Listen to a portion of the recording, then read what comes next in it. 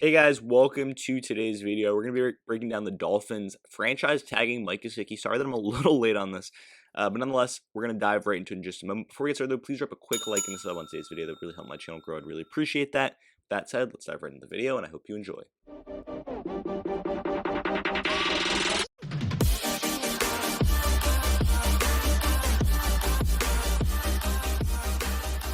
So I really like this move from the Dolphins going out and franchise tagging Mike Gesicki because the alternative really there were two alternatives. One, re-sign him in free agency on a probably 3 or 4 year deal in the span of either $36 to $48 million, which would not have been ideal.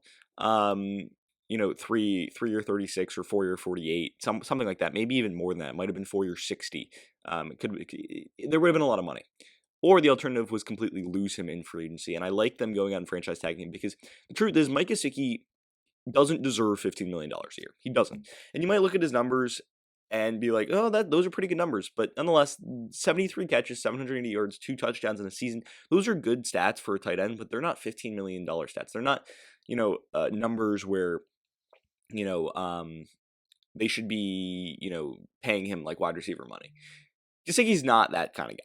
Gesicki should be in the $10 to $11 million range, and the franchise tag is going to pay him just about $10.5 million. That's about the range where it is. I'm not quite sure the number. I know it's about $10 million. It's in between $10 and $11 million. So it's perfect for him, and I think it's a 1 year deal. It's great for this offense because obviously this is a guy who ate up a ton of targets, big third down guy, big guy in the play action game, the RPO game, really big part of this offense last year, and really a crutch for Tua Tagovailoa in a lot of ways. The only issue for me is if you give him a long-term deal, how does he really fit with Mike McDaniel's offense, and an offense that's coming from San Francisco that's heavily based on tight ends that can really run block? Gesicki's not that guy. So I think this is two things. One, this is good value for a player who's going to be productive in the passing game, but more importantly, it's just to see, does he really fit with the system that Mike McDaniel is going to want to put in place?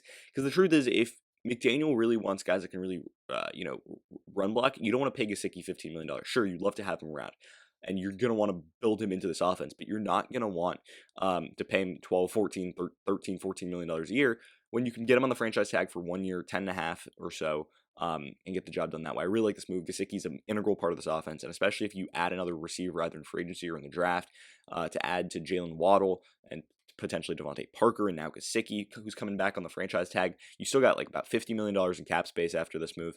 Love the move here. This was exactly what the Dolphins need to do. I wouldn't have liked a long-term commitment to Gesicki, but I think them going out and getting him on a 1 year deal really on the franchise tag is really excellent. It'll be interesting to see what the Dolphins decide to do with some of their other free agents, especially Emmanuel Ogbah, who looks to be able to hit the free agent market. Obviously, he was signed 2 years ago from the Chiefs for 2 years, $15 million deal, an absolute steal. I would like to see the Dolphins try and get a move done for him, but I think he's going to test the open market, and he's going to make $15 million a year. He's going to make a lot of money. He's a really talented defensive end.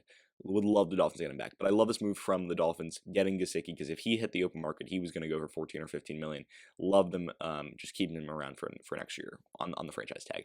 I think it's a good move for the offense, and especially for Tua Tagovailoa, who's definitely happy to have Gesicki back. And with that said, that's pretty much going to end the video for today. Did you agree with my analysis? Why or why not? Leave your comments and thoughts in the comment section down below. I'd love to hear what you guys have to say. Also, if you're new around here, please drop a like and a sub on today's video. I'd really appreciate that. And with that said, I hope you enjoyed the video, and until next time, see ya.